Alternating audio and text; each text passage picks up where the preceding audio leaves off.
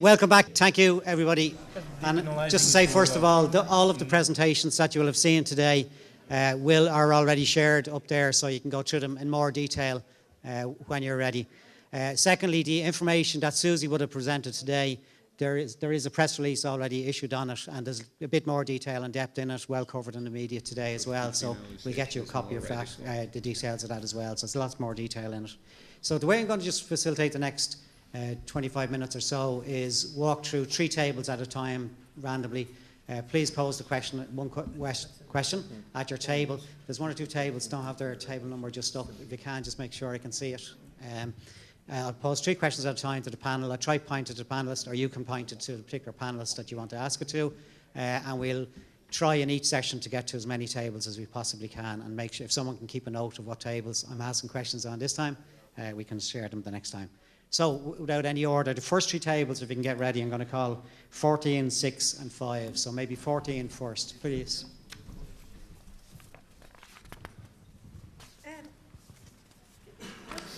Thank you through the chair. Right.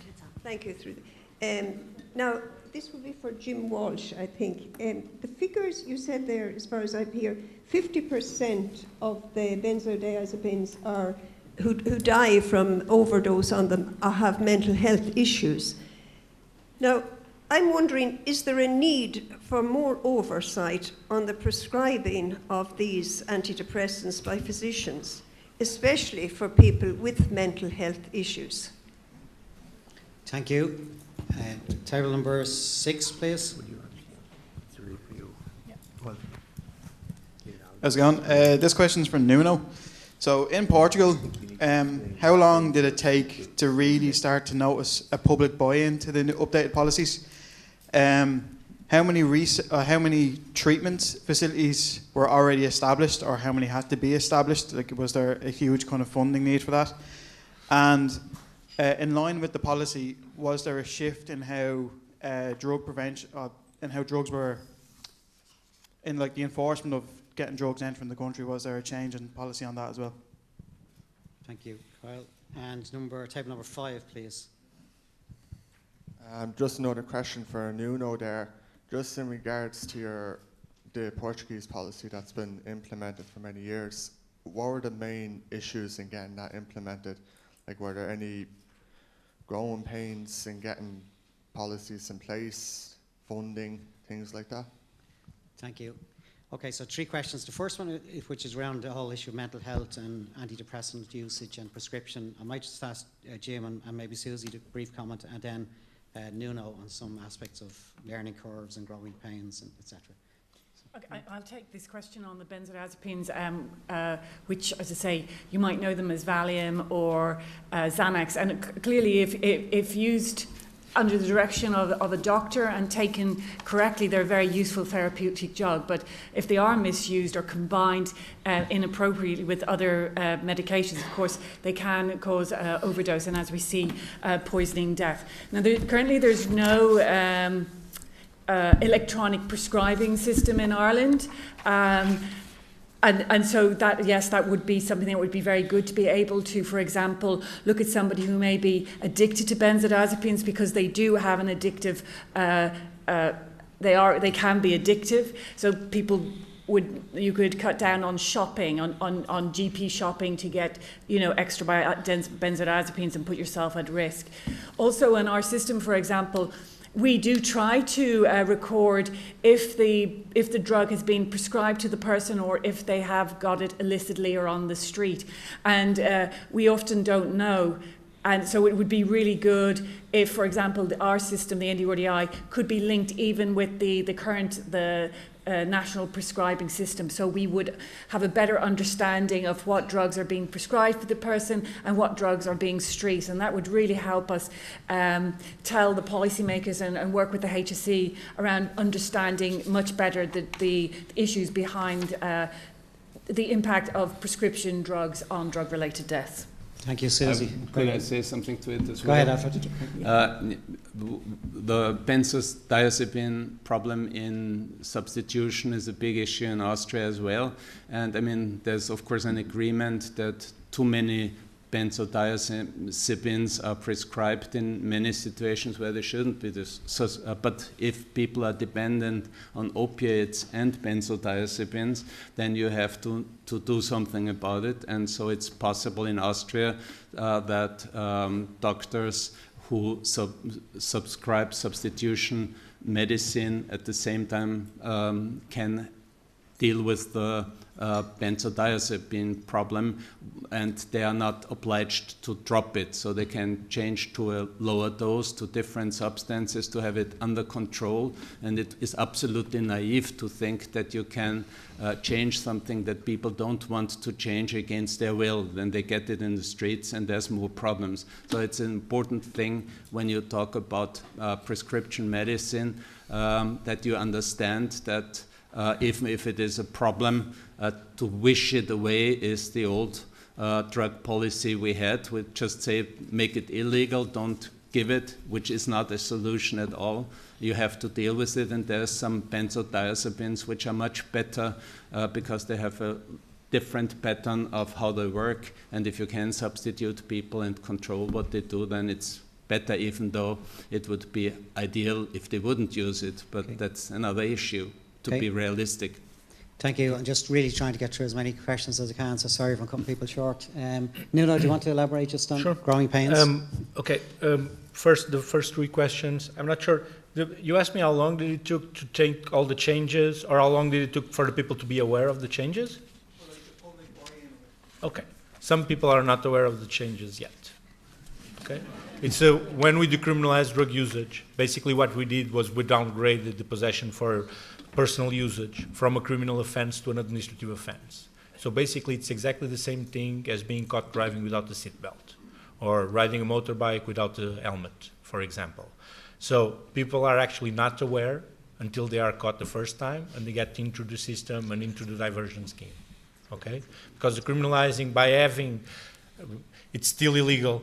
People still have to go to the black market.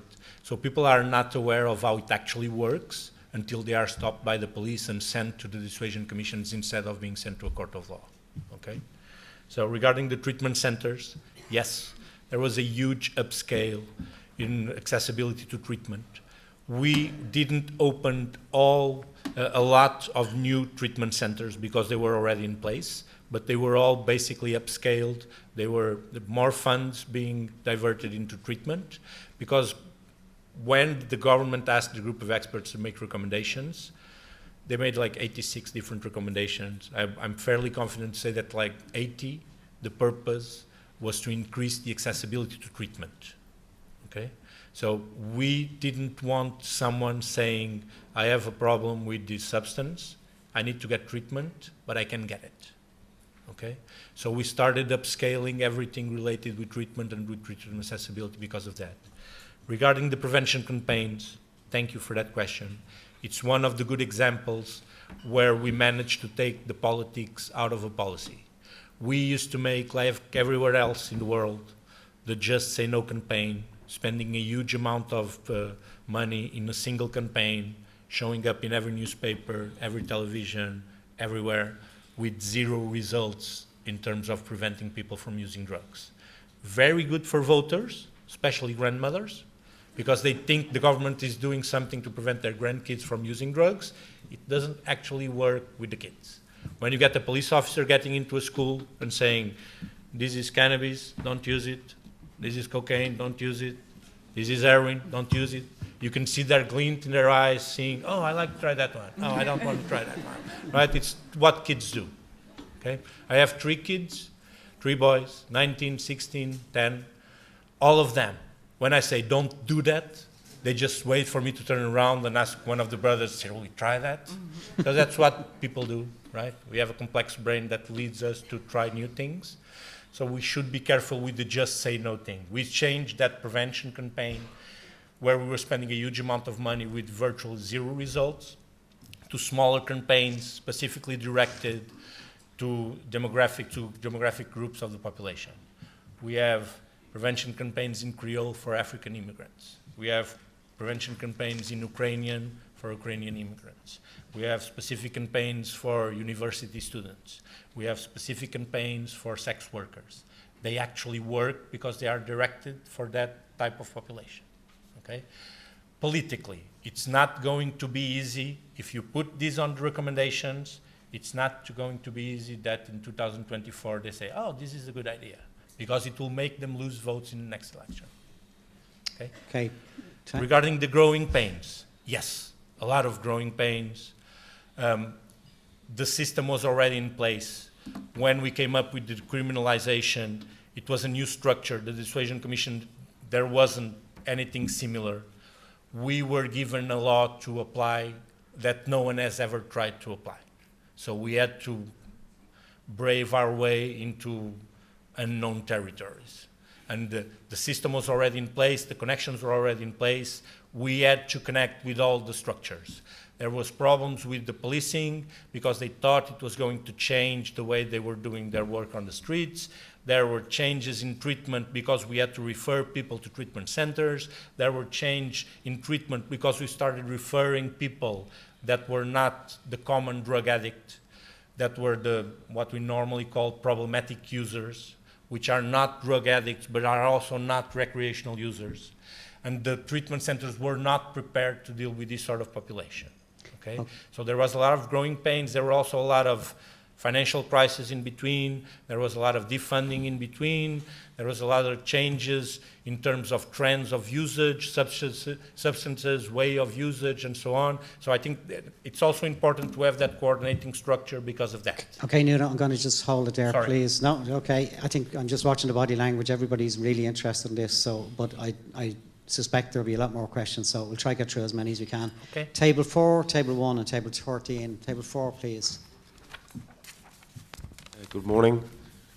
Poisonous deaths were mentioned for heroin and benzodiazepines. We would like to know, is there poisonous deaths for the prescribed drug? You briefly mentioned methadone. Thank you. Table 1. Hey there, we got a question for Dr. Lyons. Among all the statistics you presented, can you name a single poisoning overdose death due to overdose of cannabis? Okay, and Table 13. Hi, how are you? It's for Dr. Nuno. So is the plant medicine like ayahuasca, mescaline, psilocybin used in the therapy addiction like trauma and other mental condition in Portugal legally, like in Australia, or it is in the category of decriminalized drugs? So could you just clarify the first piece? What was the It is the treatment? plant medicine like ayahuasca, mescaline, psilocybin used in a therapy addiction like for trauma and other mental conditions in Portugal legally, or it is in the category of decriminalized drugs? No, thank you. Thank you. I hear you now. Okay, I'm going to go straight across rather than repeating, but Susie, I think the first two were primarily for yourself and then Nuno again. So the first question was on methadone, and methadone is a prescription opioid substitution drug, which is the main drug used in Ireland's opiate substitution treatment. And yes, we do see it in poisoning deaths, and we see it was implicated in 1 in 3 of all poisoning deaths in 2020.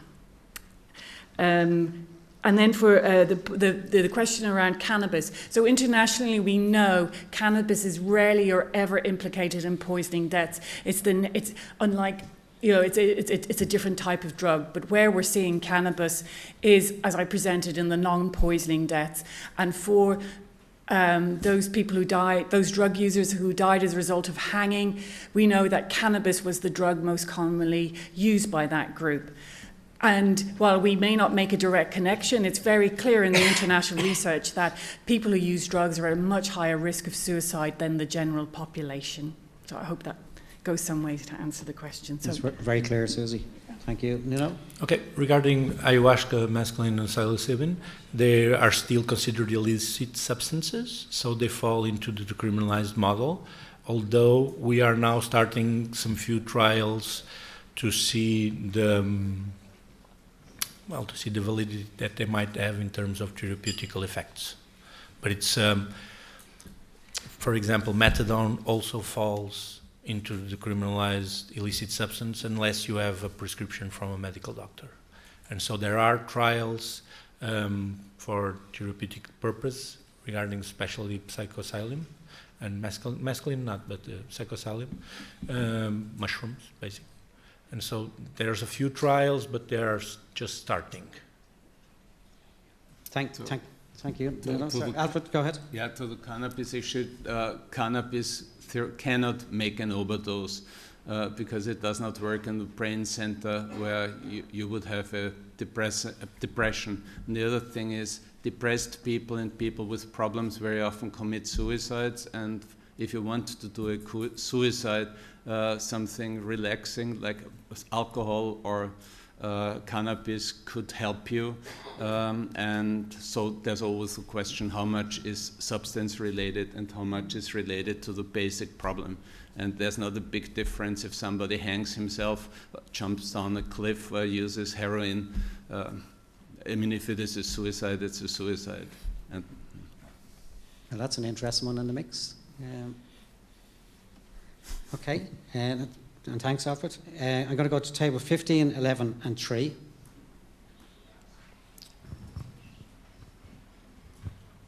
Hello, another question for Nuno.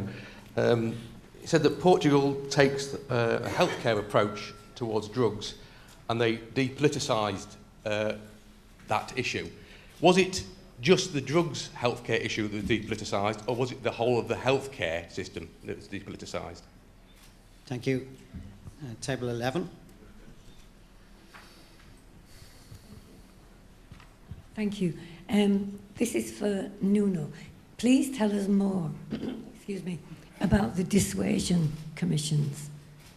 And for Alba, how was the population persuaded to accept the penalty for, no crime penalty for drug-related crimes? Thank you. And table number 3, please. Thank you.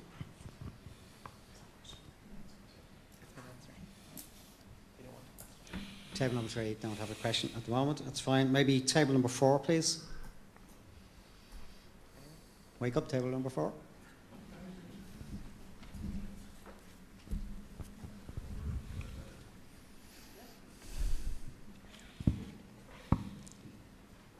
Just, it's more just a comment on something that was said about electronic prescribing. Maybe I misheard, but we actually do have electronic prescription system where when you go to your GP, your prescription is sent directly to the pharmacy. So when you're registered with a GP, your prescription would go directly using the HSE system to your registered pharmacy. And it's actually quite difficult to get a paper prescription now. So that's not to say that people can't GP shop, but my understanding would be that you'd need to have different registered GPs, and so different registered pharmacies. So if you say, had a medical card, that would be difficult, if not impossible, to do. And eventually the HSE would catch up with you. So I think electronic prescription system came in as a result of COVID. But Yeah. our chairperson You're not far off. You're right. might know that better than me. But yes, we do have electronic prescribing now Yeah. in that way. Thanks for that. And I did pick it up like earlier on, Kerry, just, but Susan might just clarify. But Just to there is say one. that. Okay. It's not just to say that people Okay. in addiction aren't very creative, Thank you. but it's a lot harder than it was. Okay, thank you. God, my life is harder today. Okay, back to Nuno's a popular guy here, Nuno. Okay, Back to you first and then Alfred, please. Regarding the political aspects of the drug policy, the healthcare system in Portugal didn't change all that much.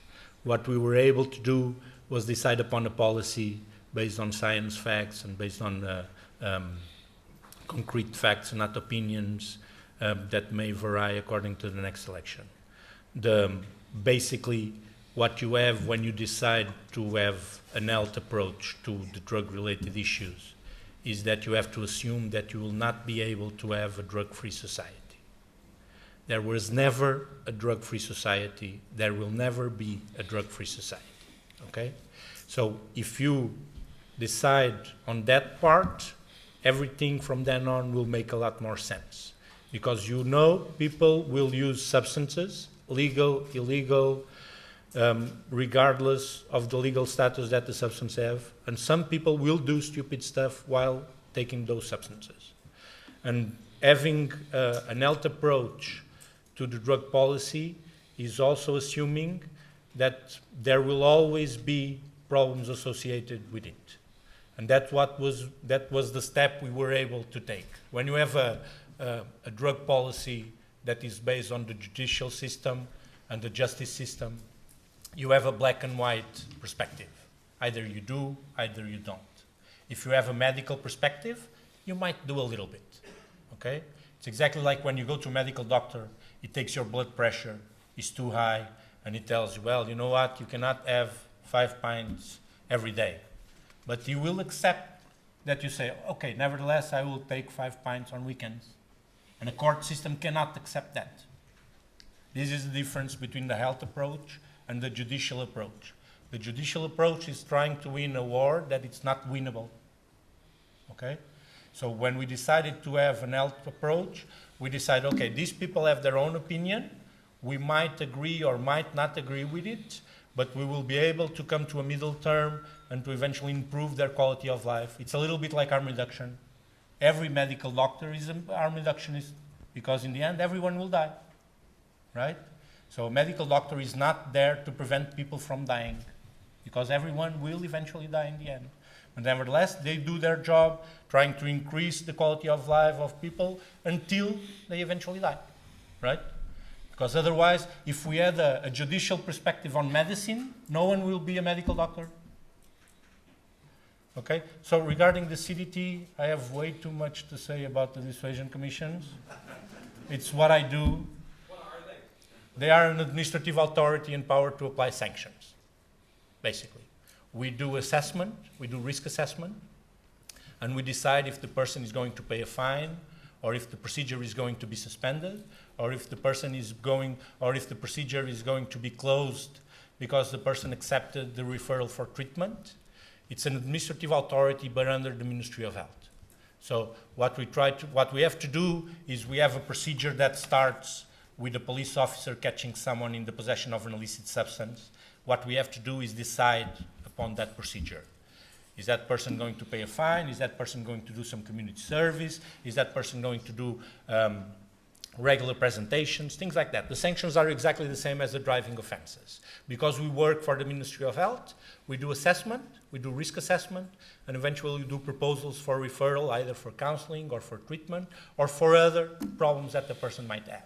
For example, if someone is using cannabis, he doesn't have a problem with cannabis, but he also has a problematic usage of alcohol associated, we might refer to an alcohol treatment center.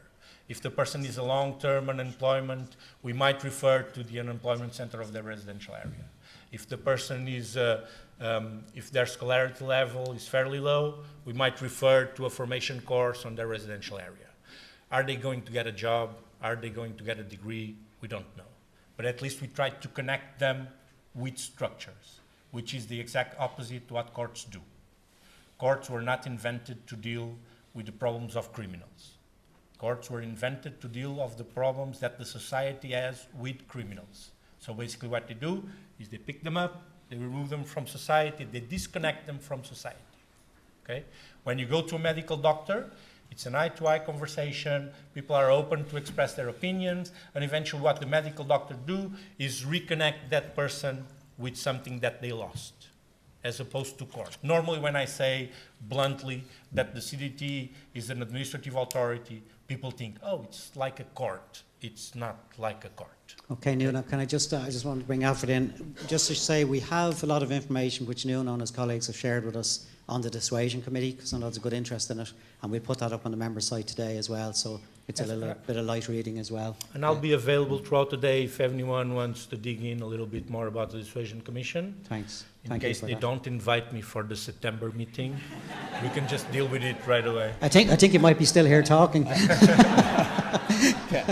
Thanks, Nuno. Alfred? I would like to add two short things. Decriminalization is less radical than depenalization, and legalization is the most radical one, just because people have to pay, and in Austria, if there's no problem, people don't pay. So that's one aspect. And the other thing, how do you get the population? Well, the only way to get the population in societies where political parties always make polemic statements in a populist fashion is to keep it out of the media and to keep it out of politics.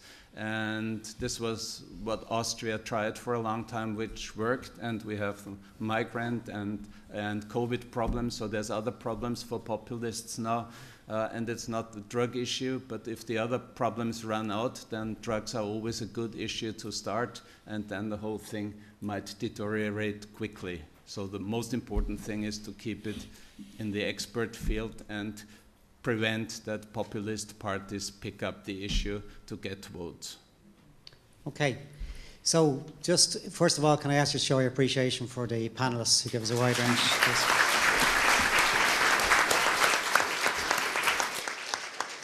And as Nuala said, the panelists will be around during the course of the day, so feel free. If you do want to go into any breakout discussions, we do have breakout rooms, so people feel free to call people aside, whether it's some members and visitors from the back or members of panelists.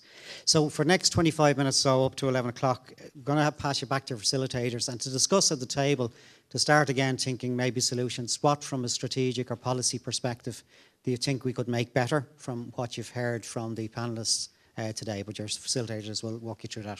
Thank you.